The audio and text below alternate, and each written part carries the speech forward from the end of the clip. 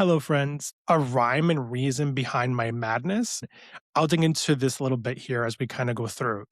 Before you get comfy, I would just suggest bring your pen and pencil, your pen and paper, not pen and pencil, or you can bring both pen and pencil, but bring your pen and paper because there's going to be a lot of golden nuggets dropping here. But if you're new here as well, this podcast is for anyone who identifies a millennial. And if you're not a millennial, that's okay because there's a lot of juicy, important, critical, life changing resources, tools, and guidance that I provide and share. And my intent is always to serve that to anybody who feels that it fits them and think that they'll make use with it. But ultimately, I'm a millennial born in 1983, and so that's what I'm here for. But also, this podcast is about creating space and community for people who may not find space and community in other places. So if you're here and you're not a millennial, it's all good. We love you, and thanks for joining us. Now, what is this episode? Episode 146. April is a interesting time. It's a change of season. It's a spring situation. Depending on where you are in the country, you may have already experienced it or you're not yet experiencing it. Hint, we're still in what it feels like winter here, but also it is a change of season. And ultimately, many people are kind of like peeling off the layers of what they just went through from the winter, and they're opening themselves up to feel the warmth of the sun, kind of getting that vitamin C, vitamin D, and trying to really feel like they're ready for a change. And it's also like the beginning of a new quarter if you're someone who pays attention to business or pays attention to the cadence of the quarters of the month. But also, I always find April, for me particularly, a time to pause, reflect, and start to think about what goals I want to go into the next 3 months of the year. I like to look at the calendar as that way because it gives you an opportunity to sit with yourself, sit with your thoughts, and take the space and time to be really thoughtful and also perhaps maybe even intentional in how you want to spend your time. And on top of that, it's actually the 6th anniversary of the podcast coming up in April. I knew that, but I also oftentimes don't pay attention to it. When I changed the seasons to annual as opposed to like the cycle of April to April, I always remind myself that April is the anniversary, but also it is just a unique time. So as we're looking into this new season, celebrating 6 years of the podcast, I'm leaning back into like the humble beginnings of where this came from and what this idea of this podcast was. So this episode is titled Find Your Purpose 15 Minutes. Now, yeah, consider it clickbait, but also with intention. And the reason behind the idea of find your purpose in 15 minutes is because there's a lot you can do in 15 minutes to get clarity, to create focus, and to be strategic and intention. And as we're starting a new quarter or a new cycle or a new season, call it that, not season from the podcast, but season in life or season in our seasons, weather, I think it's a great opportunity to kind of bring this back. And it's also a little bit of a pivot from like the cadence that I've been actually pushing the podcast to, which has been every other week. 1 week is career and 1 week is life. And this is kind of holistically both. So before I jump into all of the great and wonderful details about this particular episode, I want to jump into my segment that I like to call what I'm listening to, what I'm liking, and what to look out for. So I am still listening to Hilary Duff. I switched back also to, oh my goodness, what is her name? I just drew a blank. Don't make me have to open Spotify right now. I switched back. I don't know. She was on, oh my God, why am I drawing such a blank with who I'm thinking about here? Give me a sec. It'll come to me. Well, I'm looking it up is what I'm doing. Where is she? Where is she? Where is she? Damn, this is dumb. Demi Lovato. Wow. I feel like the album, it's called It's Not That Deep. It came out last year. It did not get, I think, in my opinion, the love that it deserved. There's so many layers to this album. Demi Lovato was someone that I didn't necessarily grow up listening to, but she had bangers that I would listen to on the radio and bangers that ultimately just came through in the dance, music. I always listen to EDM music, and my primary channel is SiriusXM 51 back then, now it's 52. So if you're a BPMer, hey, shout out to the BPMers that listen. But I've always loved the lyrics to her music, and I've always followed her. And when this album came out, I was like, yes, this is what I needed. And I resonated with the album. So she was, I believe, on Kelly Clarkson's show, and then she was on The Tonight Show to promote her tour that I think she's going to later this year, or started this year already. And so I went back to listen to the album, and it is one of my favorite albums that I'm listening to right now. The other thing that I'll say, what I'm watching, is Scarpetta. So huge fan of Nicole Kidman, and even a bigger fan of the amazing, talented, and iconic, oh my God, why am I drawing her name? The Coffee Friends has not really kicked in as best as it can. Right now, I am on my second cup of coffee. Honestly, this is my cup. It's a cold brew with super creamer and ice. And for me, it's like my go-to kind of like as seasons start to change. So I'm hoping this kicks in fairly quickly here. So I was saying Scarpetta. It's on Amazon Prime. Jamie Lee Curtis. Thank you so much. Jamie Lee Curtis. She is perhaps one of my favorite artists, or actresses, I should say. When I saw that this was coming as a series, I got super excited because, one, I'm a huge fan of just horror in general, but also like I love crime and investigative type of that genre of like, investigating crimes and things of that sort has always been fun for me to explore, and also like just curiosity. And when I found out she was, I think, on the Kelly Clarkson show, here we go, Kelly Clarkson. If you know me, you know about Kelly Clarkson. So if you know, you know. She was talking about how she had gone to Patricia, who I think is the person who writes the books. I forget her last name, but she asked her if there was any thoughts or conversations about this becoming a series or a movie or something. And I guess it came down to the fact that like it just never got launched or never got piloted. Like there was some conversations about it, but nothing happened with it. Long story short, she brought it to Blumhouse, and Blumhouse said yes. So she produces the series. Y'all, if you're not watching this, you need to go watch it. It is so good. I think I'm on episode 4. Gosh, it's just so well done. I'm not going to give out any spoilers, but the way they go back and forth in time and the people they casted as the younger versions of the characters in the series is spot on. It's such a good cast. It's so well written and produced. I'm really excited for this to do really well. And I have to say, I think the reason why I like it so much is because anything that Jamie Lee Curtis does, to me, in my opinion, is just like gold. And she's so multi-talented, and Nicole Kidman does an amazing job. The way these two come together, you would never think that they would be acting together, but they're really good. So that's what I'm watching. What to look out for. So there's a lot to look out for, my friends. One, if you're going through something hard and you're going through something challenging right now, just know that things get better with time, and you have to take deep breaths, and you have to give yourself some grace. It's hard. I think a lot of people right now are going through a lot of shit, and hence why I wanted to do this episode. But also, more importantly, it is not easy in today's world and how we're living and how things are going down. So I feel like there's a light at the end of the tunnel. And I have to tell you that you need to surround yourself with people who help you create a positive mindset, but also your mindset is your own, and you have to control that. And you have to decide, how do you let that, energy, whether it's negative or not negative, but just doesn't feel good, consume you. And even if that means you have to detox from social media or stay away from certain headlines or whatever that looks like for you, do so. Do what feels good for you, and talk to somebody. Talk to your support system, talk to your community. The other thing I will say to look out for, I made an announcement on LinkedIn earlier this week, and it was basically sharing my news around the place that I'm working at.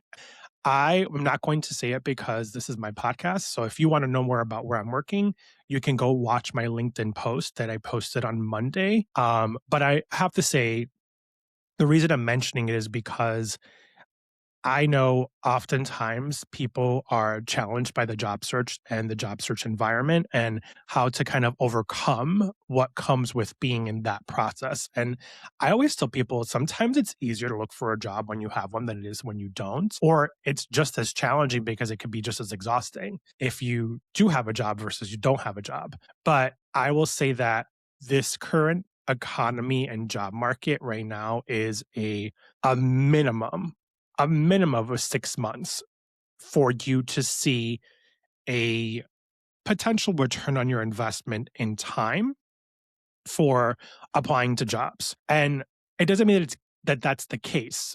I do believe that you could still land a job in 90 days. There's a podcast episode that I shared before and did and recorded that talks about how to secure a job in 90 days. I don't remember which episode it was, but go back and watch it or search in, for keywords 90 days or something. But I think that the challenge with the job market as we continue to see more and more people applying is that there's very competitive and employers are really being strategic in how they're doing their hiring. Dollars are, strapped depending on what industry you're looking at.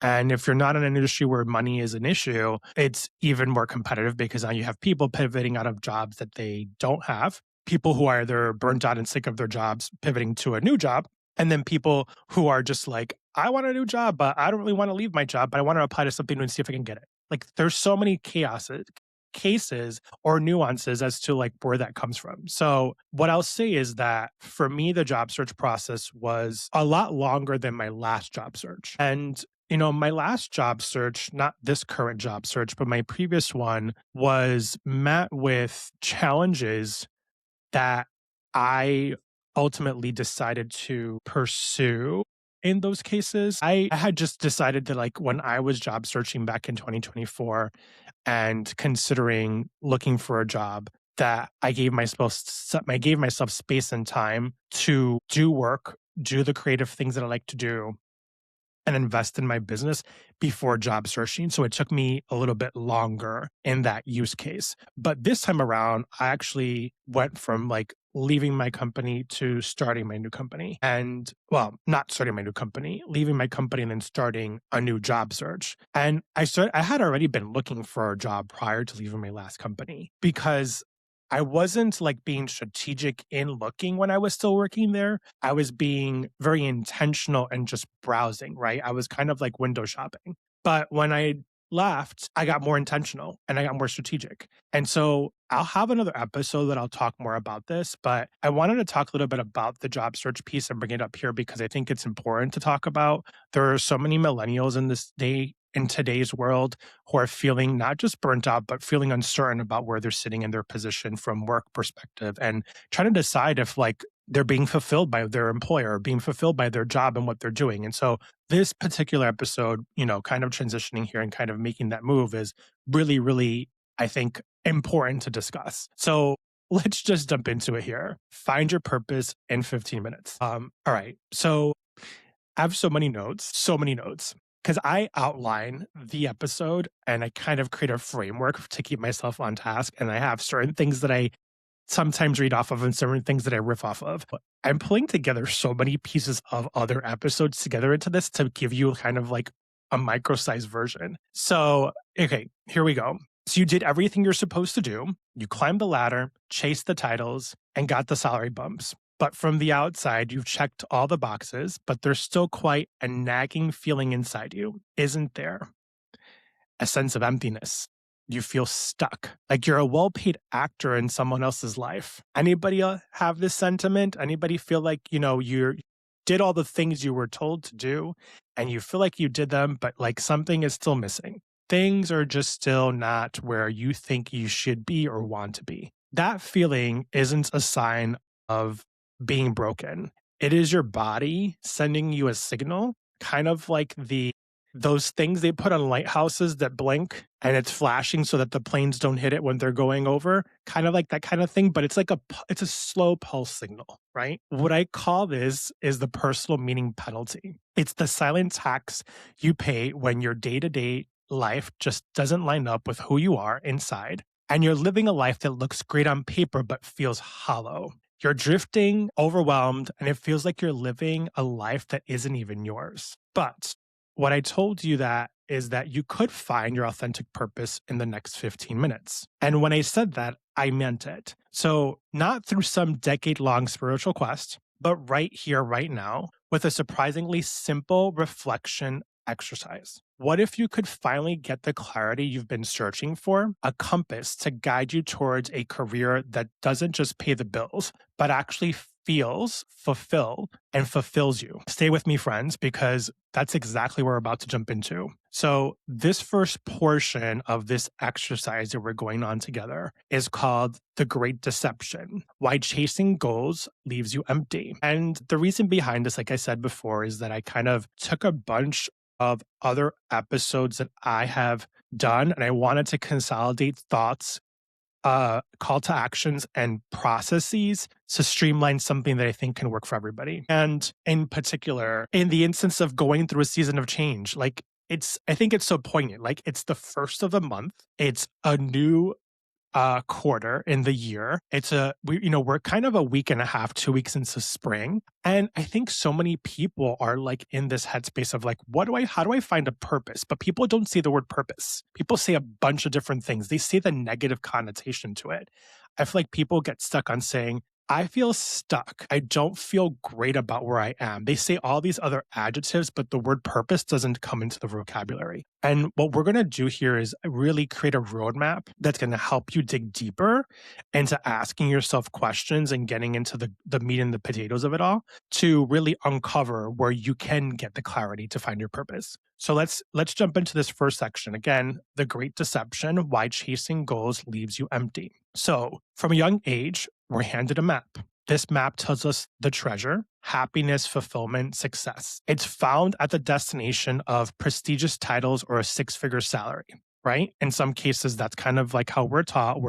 Go to school, get the job, keep growing, do what you do, and, make the good money and then buy the house and get married and have the kids or whatever that looks like for you. But you're kind of told that this is the map of what life should look like. We're conditioned to chase these external goals, believing they're what life is all about. Sit with that for a little bit here. We're conditioned to chase these external goals, believing they're what life is all about. Now, here's the problem. That map is a lie. Honestly, it's a lie. It leads to a destination you don't even want to be at. Chasing titles, money gives you a short-term hit of happiness. It's a phenomenon known as the hedonic adaptation. It's like a treadmill. After you hit the initial excitement of, a raise or a promotion, it wears off on you. You're doing more work and then you feel like you're being given more work and more responsibilities.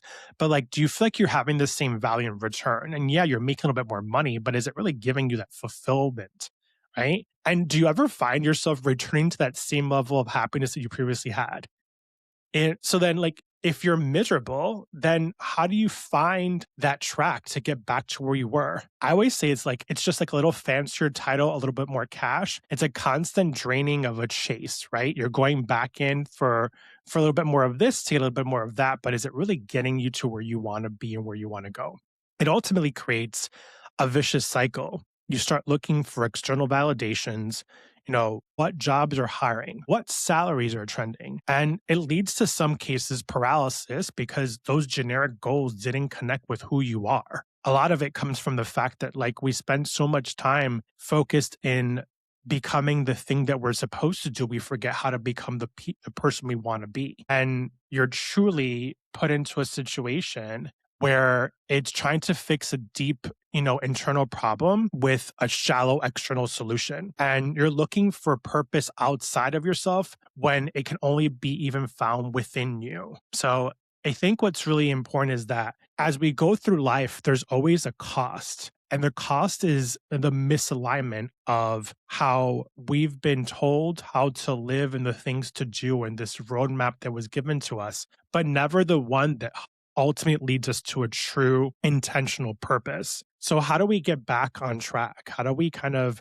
get back to a space of being aligned and feeling aligned? Well, you almost have to realize you're hitting that rock bottom, or in some cases, the Sunday scaries start to creep up on a Saturday afternoon, or, you're burning out and pouring out your soul into work that feels transactional instead of transformational, or it's the quiet dread of looking back years from now while filled with regret of a life you lived on someone else's terms. Those things happen sometimes, almost always, but doesn't have to be that way, which is why we're having this conversation before you make a change, before you transition to doing something different. And so with what we're talking about here today is really looking at how do we take this moment where you're kind of getting that signal to your nervous system and in your body, and it's telling you, hey, something is not aligned here. Something that you feel is happening, but you keep ignoring that you need to pay attention to. You have to pay attention. So let's look at the compass that we can really realign ourselves to going on the right path to help you find the purpose that's inside you. Because trust me when I say this, it's inside you. You just have to call it out and find it. So here's the most important thing you'll hear today.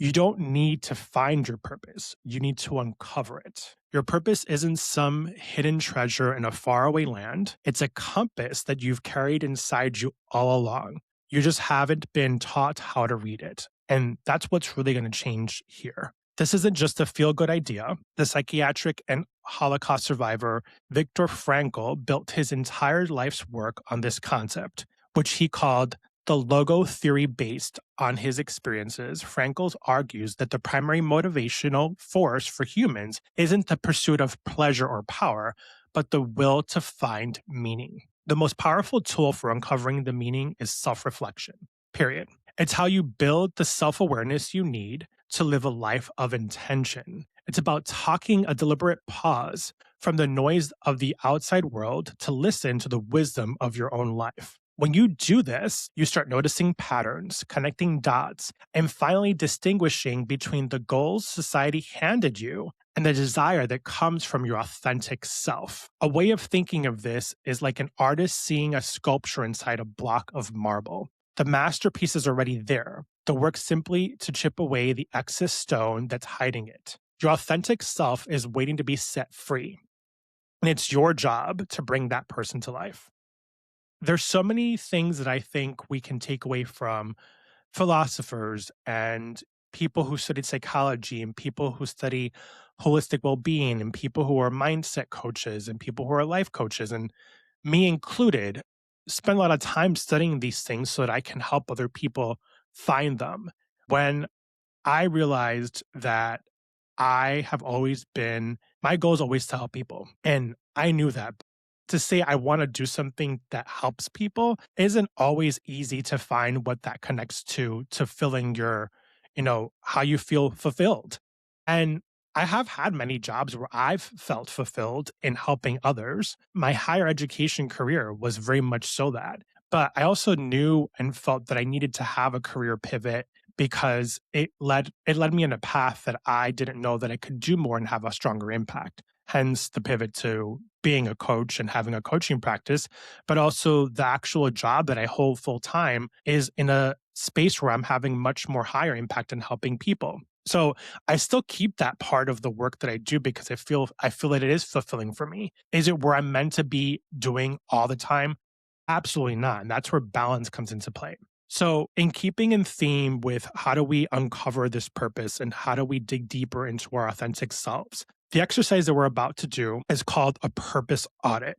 And it's structured in 4 steps. It's a ritual designed to help you chip away the excess stone and reveal the blueprint of your purpose. It won't take you a month or a year. It'll simply take 15 minutes. So, like I said at the top of the conversation or the episode, grab your pen and paper, open up your phone or open up a notebook, and let's dive right into it. So, this first section here, you can title it the 15-minute purpose audit, whatever you want to title it. But what I would encourage you to do is to find a quiet space where you won't be interrupted, because we're going to move through these 4 steps and I want to guide you through each step. And so, be mindful as I start to call out each section or each step. The first step here should take you about 5 minutes. And what I would say is that I would encourage you to pause and do the exercise while you're doing it, or you can copy the transcript of the episode and put it into a Google Doc and, space out the different sections to come back to it later and then print it off and write your notes. However you feel will work for you. But I will tell you each section and I'll break it down for you as I'm going through it because I'm going to spend most of the time reading from what I wrote out. Okay, so the first step, the energy audit. So first draw a line down the middle of your page. On the left side, write, gave me energy. On the right side, write, drained my energy. Love this one. Now think about your past week or month. List every activity, task, and interaction you can remember. Put each one in the column where it belongs. What activities made you feel alive, engaged, and in a state of flow? When did time seem to disappear? It could be anything: leading a team meeting, solving a complex problem, mentoring a junior colleague, organizing spreadsheets, or even just a great conversation you had. Now, what activities felt like a ton of bricks? What did you procrastinate on? What left you feeling totally depleted? And be brutally honest with yourself. This is for you. You're the only person who's going to see this unless you share it with somebody else. But I think it's important to know that, like, if you're not honest with yourself, you're not going to get the outcome that your self deserves. So really lean into that. Now, pause for a second and look at your side that says gave me energy, or the column that says gave me energy. Did you see any patterns? Was there a common thread? Maybe the items all involved creativity or problem solving or helping people. That pattern is the first major clue to your purpose. It's pointing directly at the kind of work that naturally fuels you. When I work with clients, and one of my favorite things to do in this type of work is particularly working with small groups. And I love the Strengths Quest assessment tool. This is called the Gallup Finder or the Clifton Strengths Quest. It's an assessment tool that helps people understand and uncover their top 5 strengths based on 34 distinct themes that are created by Donald Clifton, who is a brilliant man and a theorist that believes that people are at their best when they're using their top 5 strengths. And each individual strength has a really distinct description and thought behind it and definition that helps people understand how to connect that to the work that they do, but also in life, the relationships, in money, all the things that really are fulfilling to a person's whole self. And the reason I bring this up is because the idea of this particular exercise is looking at, what gave you energy and what drained your energy. And you always have to think about it from that viewpoint of, like, when were you at your best? Think of a time when you were at your best. And so taking that same thought is the same thing that I do when I'm presenting to small groups or leading a training in small groups where I'm actually helping teams understand how to work better together and developing their strengths as a team and understanding how each strength can work collaboratively. And I always call that, how do you find your zone of genius? Or in this case, your state of flow, right? So I think it's so important to kind of share that. So if you're anybody who is interested in wanting to explore your strengths finder or your top 5 themes, is what it's called, you live off of your top 5, hit me up. Always happy to jump in. And there was a series in, I think, season 1 or season 2, where I interviewed a lot of people and we talked about the top 5 themes. And I think we made it through all 34, but definitely worth bringing that one back, perhaps maybe in season 7. We'll see. So step 2, the 5 whys.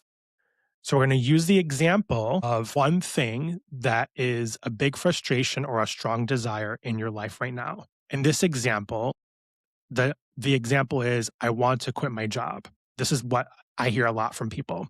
We're going to use the technique for the 5 whys to drill down what that is. The reason for I want a new job. So the first why is, why? Because my current one feels meaningless. So you're saying why you want to quit your job or why you want a new job. The second why is, well, why does it feel meaningless? So you're applying the adjective or the feeling to the next why. And you're asking yourself this. The response could be, because I don't feel like I'm helping anyone. The next why is helping people important to you? So you see how we're kind of pulling from that. The response could be, because it makes me feel connected and useful. The fourth why is, why do you need to feel connected and useful? The response could be, because it proves that my work actually matters. The fifth why does it matter to you? Or why does it matter that your work matters? And the answer could be, because I want to leave a positive impact. So now we've had 5 questions we just ask ourselves. We went from a surface level complaint to our core values that left us with an impact. The frustration wasn't really about the job. It's about lack of alignment, which is a deep personal drive that you're looking for. So the next thing here is that I want you to take a moment to do this for yourself and to like pay attention to your own frustrations or desires. And really underneath all of this, what is the core value that's hiding? What is the core piece to all of this? We're going deep into this exercise to help you uncover that. So moving along, let's jump to number 3. So the values check-in and future self, this should take you about 4 minutes. So for this section here, your values are your non-negotiables. They're the bedrock of your purposeful life. Quickly list top 3 to 5 core values. If you're stuck, think about what you admire in others or what you'd fight for. Think of words like freedom, security, growth, creativity, or community. Now, look at the list of values. Ask yourself this critical question. Does my daily work and give me energy list reflect these values? Is there a major disconnect that you found, or is there a dissatisfaction at the source? Next, I want you to close your eyes for 30 seconds. I want you to imagine your future self, 5 or 10 years from now, living in a life that is perfectly aligned with your purpose. What are you doing every day? How do you feel when you wake up? What kind of impact are you making? Who are you with? 30 seconds, close your eyes, think of these things, pause. This is reflection. Now, I don't want you to overthink it. Just notice the first images, feelings, or words that pop into your head. Open your eyes and jot them down. That vision is your destination. The gap between where you are now and that vision is where your journey begins. Very simple, very easy. It's an opportunity for you to see yourself in a space, in a place, in a time that gives you an idea. And as cheesy as it sounds, you have to remember that you're the only one that's responsible and accountable for how you drive your life, your future, and your purpose. So if you don't take the time to do those types of things like we just reflected on and just did, you're the one that's losing out. Now let's jump into step 4. This is called the regret minimizing question. 2 minutes. This is the final step also. So this is a powerful question designed to cut through fear and short-term thinking. Ask yourself, if I were 80 years old looking back at my life, what decisions or actions would I need to take today to minimize my regrets? This isn't about being reckless. It's about activating courage. Often the path of purpose requires a step that feels scary. This question reframes that fear and reminding you that the pain of regret is almost always greater than the pain of trying and failing. Listen to the answer that comes up.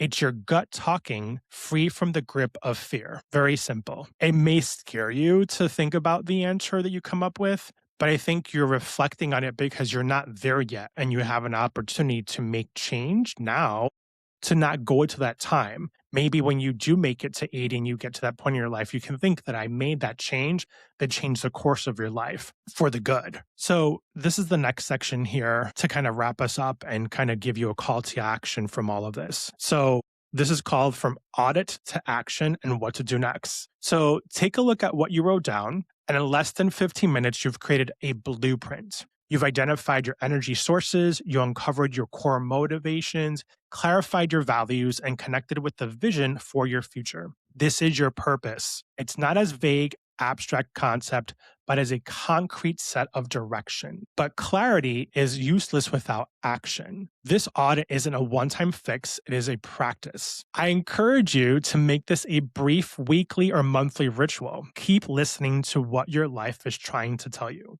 The goal isn't to dramatically quit your job tomorrow. The goal is to start making small intentional shifts that bring your life more in line with your purpose. If you discovered a core value that's creativity, you could pitch one small innovative project at work. If you found energy in helping others, you could start mentoring a junior colleague for 30 minutes a week. These small purpose-aligned actions build momentum. There are votes you can cast for the person you want to become. Over time, these small steps forge a new path, one that leads you away from emptiness and towards a life of deep, authentic fulfillment. So your call to action here is to help you turn this new clarity into a concrete plan. I've obviously created other podcast episodes, and some of them are audio and some of them are video that outline, these practical steps. Like I said before, this is a merger of these, and creating something that's more succinct. But I want you to pay attention to the things that are happening around you and create more awareness. And take the time to do this frequently. Come back to this. Journaling is so important. And I think it's so intentional. I sometimes just journal right in my phone because I don't have a notebook with me, but I always keep a journal in my office. And I'm consciously writing things down in thoughts. I always have post-its with me too. So take this exercise and start looking for those aha moments. Start to take note of the things that are making your energy shift. Start to always go back to taking this activity as a way to create a framework for yourself to find a more fulfilling life and a more intentional life. Now, if you found that this particular episode gave you excitement, energy, or feel like someone else in your life needs it, please share it with them. And don't forget to hit the subscribe button if you're watching this, or if you're listening to it, don't forget to follow us. Ultimately, for too long, you've been chasing and we've been chasing a finish line that keeps moving. And you've always been playing a game you weren't meant to win because the prize isn't the title, it isn't the salary. It was never the real reward.